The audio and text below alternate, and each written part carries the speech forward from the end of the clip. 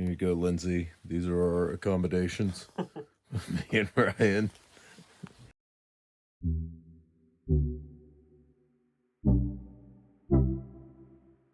As some of you may know, I competed in Finnish Brutality from Lake a couple of weeks ago. Finnish Brutality, by far the hardest competition I've ever done. It's cold, it sucks, it's cold, and it's inherently racist against Floridians, to be fair. I've only ever done 3 competitions, including this one, but all 3 have been over the top in terms of difficulty. I competed in Maximum Warrior back in 2007 at T1G in Arkansas, dead-ass heat of summer. Last year I competed in CZ's Czech Combat in the Czech Republic. This year, perhaps the literal hell on earth in terms of competition for a Southerner, Finnish Brutality. Finnish Brutality, 10 stages, 2 of which involve cross-country skiing. The only time this son of a bitch has ever been on skis is being tugged behind a boat.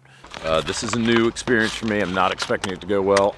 This stage in particular, this really pisses me off that this is stage 1, because I know that this is going to be demoralizing for me for the rest of the day, but at least I'm here with my friends. So that was a first for me. Thank God I didn't eat it like some of the other competitors did on this fucking ice. Now you've got the option to bring your own guns and gear from the US, but this competition falls right between SHOT Show and EWA, so I simply did not want to deal with the logistical nightmare and the paperwork to get my AUG over for the competition or whatever. Accordingly, I borrowed a rifle for this 2-gun competition. I also borrowed a pistol. Technically, I borrowed 2 pistols, but I might make that a separate video. They asked me what my preference was for rifles. I said, surprise me. I was trying to be playful. I thought that meant I was going to get like a Finnish RK62 or maybe a SIG 550 series or something rad. Instead, I got a budget build AR-15. Womp womp, like some kind of sick joke that they're playing on the American. This gun had an Aero lower with a mystery meat drop-in trigger, BCM gunfighter stock, which actually happens to be one of my favorite stocks on the market, Aero M4 enhanced upper with a BCM rail, unknown barrel. I also didn't recognize the muzzle device, but it was a flash hider. In competitions like this, probably would have gone with a brake or something else instead of a flash hider. I don't know who made the sling. It seemed fine. I still strongly prefer Blue Force Gear slings, but I didn't notice this one, which is a good sign if you don't notice it, right? It means it wasn't a problem. Worst of all, I had triple O glass, an optic of the Orient. The gun in the optic had been rattle canned, so I wasn't exactly sure what optic I was using, but I was virtually positive it was the $289 Primary Arms SLx 1-6. I say that because when I looked up 1-6 Primary Arms single focal plane, it was the only thing that came up. FYI, right now, the Aero Precision subreddit is nastier than an HOA meeting with people complaining about unfilled orders. So if you're looking to buy from Aero, you might want to consider maybe ordering from a third-party seller like Top Gun Supply, our sponsor, instead of Aero directly. But I don't know, your mileage may vary, do your own research. Ryan actually shot this gun in the pre-match, all 10 rounds, so we technically ran this gun through the entire competition twice without cleaning it. Ryan didn't really have anything bad to say about it, had no problems, but he did say that he didn't push the optic past 4x because of maybe exit pupil constriction and the eye box sensitivity becoming kind of shitty. That's fine because I think some of our furthest shots were maybe 75 or 100 yards, so 4x did the trick. The first time I pulled the trigger on this gun was not even to dry fire it. It was the first shot of the competition on the first and most intimidating of all stages. On stage 1, we had to cross-country ski to different shooting positions downrange and use the skis as support like a bipod or a monopod. I've never used ski poles in my life, much less shot from them, and I was freezing my ass off in -degree temperatures. But I was surprised, not just at how intuitive and stable ski poles were as bipods or monopods, but I was also pleasantly surprised at how well this gun shot that first round. On the first stage, I finished just behind Finnish Brutality veteran Ian McCollum and Jigo Polinar Tactical. I got plenty of attaboys from the shocked RSOs who couldn't believe that this dumb hick from the Gulf of America skated, or I guess skied, through the first stage of the competition without any problems. That was awesome. That was really good. That was my first fucking time on skis, man. Thank you for the help. Good job, man. Ran this gun hard all day on the first day of the competition, had no issues whatsoever. In fact, there was one particularly troublesome stage that involved dismounting from an APC, shooting a target from 75 yards behind a barricade, running to a box, shooting a popper at 25 yards, repeating this over and over, alternating positions behind the barricade. This, fortunately for me, was straight out of Thunder Ranch. I could hear Clint's gravelly voice in the back of my head saying, "Don't shoot fast, shoot good." The penalties for missing on this stage were brutal, but using this budget build rifle, I posted the 6th best time in the open division, and I placed in the top 15 or 20 of all 200 competitors on this stage. A couple of things did slow me down though. Even at 4X, the eye box, manageable but kind of tight, so especially you're getting in a weird position, you're kind of hunting for it. I also accidentally breathed on the objective lens, which caused it to fog up immediately. I couldn't see through it. You can see here why I wiped the back of the optic with my glove during a transition in the stage. We also had this fun, like, rescue your wounded buddy stage that I did pretty well on. This involved shooting from cover, pulling a dummy to safety, and then applying a tourniquet to the bleeding dummy's legs. When I say a dummy with legs, you might think I'm talking about Taylor Swift.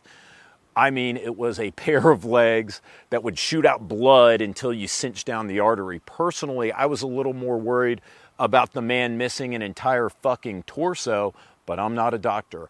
I did get that tourniquet on pretty quickly though. Thank you to Heidi Smith for making me practice tourniqueting every time we go to Thunder Ranch for safety reasons. When I completed that stage, they told me I had the 2nd best time. Then Time is, yes, it's very okay.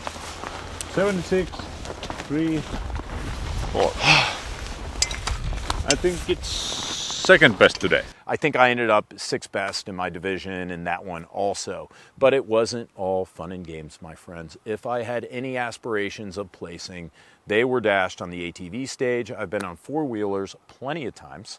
And my brother and I used to ride them around my dad's camp when we were kids, but never on ice, especially in 2-wheel drive, which is what we were doing on this stage. I was slipping and sliding like I had just crushed a gallon of Keystone, which led me to run over 2 tires. Gonna go that way?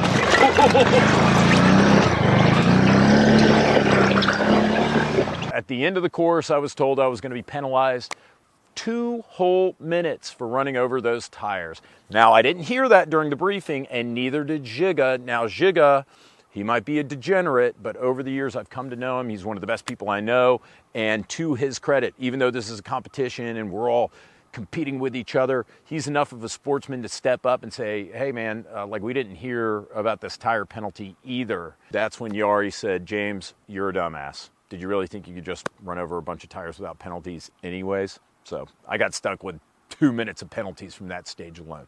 It's okay though, it just gives me an excuse to go next year. The gun ran perfectly for Ryan. It ran great for me until day 2. It was actually an auspicious day because I walked down in the cabin to see Ian at the dining room table wiping his hard chrome bolt carrier dry.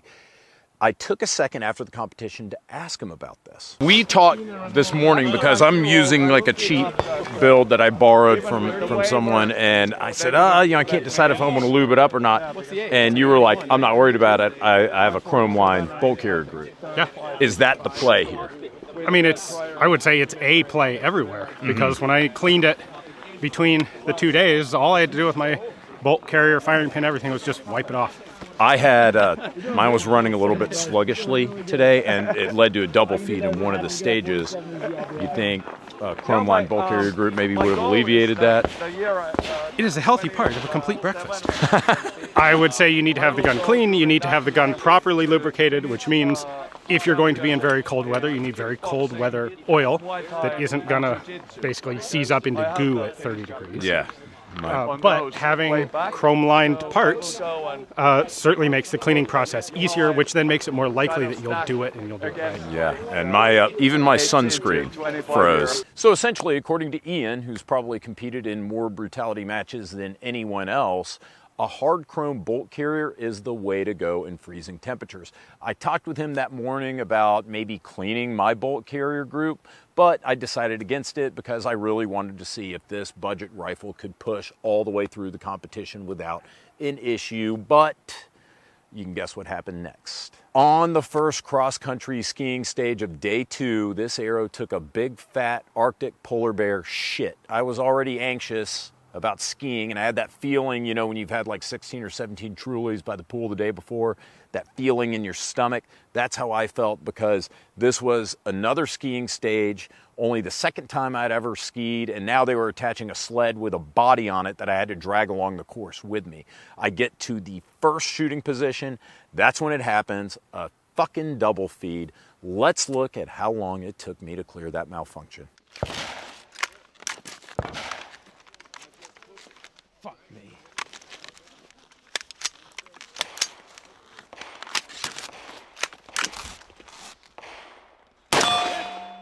I tried to not let it get to me. I actually performed okay on the rest of the stage. Unfortunately, I was 0.8 of a second over the par time. Slightly over time. It's like 180.80. Oh. Holy shit. And any targets you haven't hit all result in a 1-minute penalty. I had one target left. I hit it in that split second after the buzzer went off.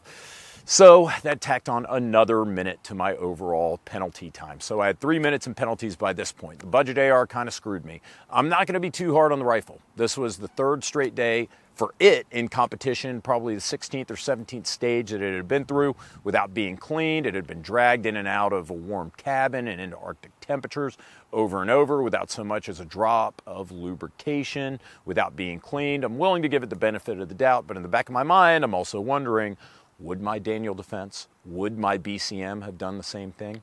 What if I'd been using Ian's chrome bolt carrier group instead, or an aluminum magazine instead of a polymer mag? Maybe that's what caused it. It was really unusual because it was a double feed on a full magazine, charging off an empty gun with a closed bolt. In all, I'm not mad at the rifle. Like I said, I got nothing but good things to say about Bravo Company furniture and handguards. I got no complaints there. The sling was fine. I ran a Bren 2 in Czech Combat. It was wonderful, but a lightweight, simple AR-15 feels like a cheat code, especially with an LPVO. Speaking of LPVOs, kind of impressed at the Primary Arms optic I used, especially for $289. As I said, I'm not exactly sure what model it was. I think it was that $289 SLx 1-6. This thing held 0 despite harsh treatment. It worked almost perfectly in some of the worst conditions imaginable. Again, hell on earth for a Florida man, and it shot true.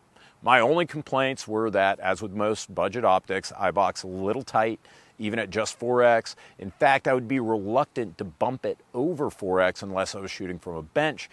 Having to hunt for clear glass slowed me down a bit on many of the barricade stages. Even so, dollar for dollar, this sight right up there with the Leupold 125 to 4X Mark III HD in terms of value. I'd still rather get the Leupold, but I usually don't even waste money on anything less than $500 for magnified glass, but this was solid. I give budget AR-15s and budget guns in general a hard time, but the fact remains that other than that nasty double feed, whatever caused it, not blaming it on the gun, for sure, I don't know how much better I would have run this competition, maybe with one of my own top shelf builds. If you remember, the first time I went to Thunder Ranch, I used a complete Aero build. Granted, it had an EOTech Voodoo optic, which was wonderful. It had a ballistic advantage, steel match barrel, great trigger. It was wonderful, probably cost 2-3 times as much as the one I used at Finnish Brutality. Definitely a better gun. But this gun did an all right job. I'm thinking maybe if I threw one of those chrome bolt carriers in this thing, per Ian's recommendation from a trusted manufacturer like Microbest, it probably would have been good to go. So at the end of the day, this budget AR held its own through possibly the toughest 2 competitions, right? Because Ryan shot it first and I shot it after. It took 3 full days of punishment, sub-zero temperatures, 0 maintenance before it choked in sight of the finish line. That's not bad. Would my high-end rifles have done better? Maybe. Would I have cleaned my own rifle at least once in 3 days? Also maybe. If I do this again next year, I'm either bringing my own rifle or at least I'll take Ian's advice and bring a chrome bolt carrier group or something. But honestly, in a competition where I bitched the entire time, I had to ski for the first time in my life, froze my ass off, got penalized for running over tires, I think things turned out about as well as they could have, and I had a great time with my friends, which is what counts. Would I recommend this setup? Not exactly. But did it work?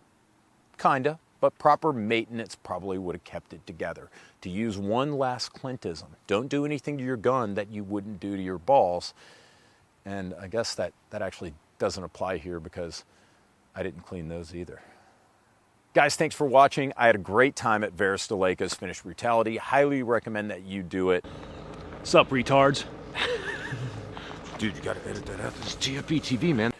Again, I loved hanging out with some of the best gun tubers out there. Had a great time with these guys. Would have had a better time if I would have had my own gun. I'm kidding. I'm just making excuses. Thank you, Verstaleca, for having me. Thank you guys, as usual, for watching and subscribing. Take care of yourselves. Stay warm.